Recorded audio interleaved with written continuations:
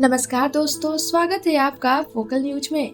कांग्रेस के पूर्व अध्यक्ष राहुल गांधी ने लोकसभा की सदस्यता से अयोग्य ठहराए जाने के बाद शनिवार को कहा कि वह लोकतंत्र की लड़ाई लड़ रहे हैं और डरने वाले नहीं हैं। उन्होंने यह भी कहा कि भारतीय जनता पार्टी अडानी समूह से जुड़े सवालों से ध्यान भटकाने के लिए उन पर ओबीसी समुदाय के अपमान का आरोप लगा रही है। जब लोग कहते हैं कि राहुल गांधी माफी मांग लेते तो राहुल गांधी क्या सोचते हैं? इस पर राहुल गांधी ने कहा कि मेरा नाम सावरकर नहीं है, मेरा नाम गांधी है। गांधी किसी से माफी नहीं मांगता। कांग्रेस के नेताओं ने सवाल किया कि क्या गुजरात के मंत्री पूर्णेश मोदी खुशबू सुंदर के खिलाफ मामला दर्ज करेंगे। बता दें कि खुशबू ने कांग्रेस छोड़कर बीजेपी ज्वाइन कर लिया था। फिलहाल वो राष्ट्रीय महिला आयोग की सदस्य हैं। कांग्रेस ने लोकसभा से राहुल गांधी की सदस्यता रद्द करने के खिलाफ देशव्यापी आंदोलन की घोषणा की है, जबकि सूरत कोर्ट के आदेश को वह हाई कोर्ट में चुनौती देगी।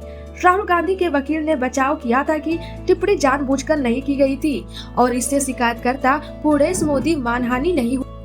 बिहार के पूर्व उप मुख्यमंत्री सुशील मोदी ने भी पटना में राहुल गांधी के खिलाफ इसी तरह का मानहानि का मामला दर्ज कराया था। इन्होंने भी राहुल गांधी की टिप्पणी से आहत होने की बात कही थी। राहुल गांधी ने कहा, मुझे अयोग्य ठहराया गया क्योंकि प्रधानमंत्री मेरे अगले भाषण से डरे हुए थे जो अदानी पर होने वाला था। मैंने उनकी आंखों में यह डर देखा है। उन्होंने कहा कि मुझे सदस्यता मिले या नहीं मिले, मुझे स्थायी रूप से अयोग्य ठहरा दे। मुझे फर्क नहीं पड़ता कि संसद के अंदर रहूं या नहीं रहूं। कांग्रेस के पूर्व अध्यक्ष का कहना था। राहुल ने कहा, मैं सच्चाई को देखता हूँ, सच्चाई बोलता हूँ। यह बात मेरे खून में है, यह मेरी तपस्या है, उसको मैं करता जाऊंगा। चाहे मुझे अयोग्य ठहराए, मारे पीटे, जेल में डाले, मुझे कोई फर्क नहीं पड़ता। मुझे अपनी तपस्या करनी है। उन्होंने दावा किया कि उन्हें लोकसभा की सदस्यता से अयोग्य ठहराया गया क्योंकि प्रधानमंत्री नरेंद्र मोदी इससे डरे हुए थे कि वह सदन में अडानी मामले पर अपना अगला भाषण देने वाले थे। राहुल ने कहा कि पीएम नरेंद्र मोदी मेरी स्पीच से डर गए। मैं अपनी अगली स्पीच में गौतम अडानी पर बयान देने वाला था, लेकिन मुझे बोलने नहीं दिया गया। ऐसा इसलिए किया गया क्योंकि पीएम नरेंद्र मोदी मुझसे डर गए। राहुल गांधी ने कहा कि उन्हें अयोग्य घोषित किया गया है क्योंकि पीएम मोदी अडानी पर अपने अगले भाषण से डरे हुए हैं। राहुल गांधी ने कहा, मैंने इसे उनकी आंखों में देखा है।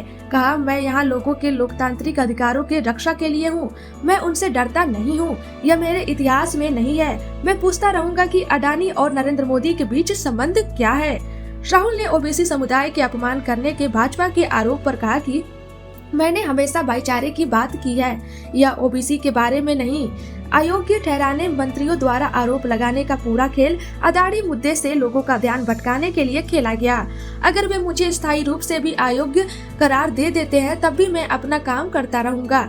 मैं यहाँ भारत के लोगों की लोकतांत्रिक आवाज की रक्षा करने के लिए हूँ। ऐसा करता रहूंगा। मैं किसी से नहीं डरता।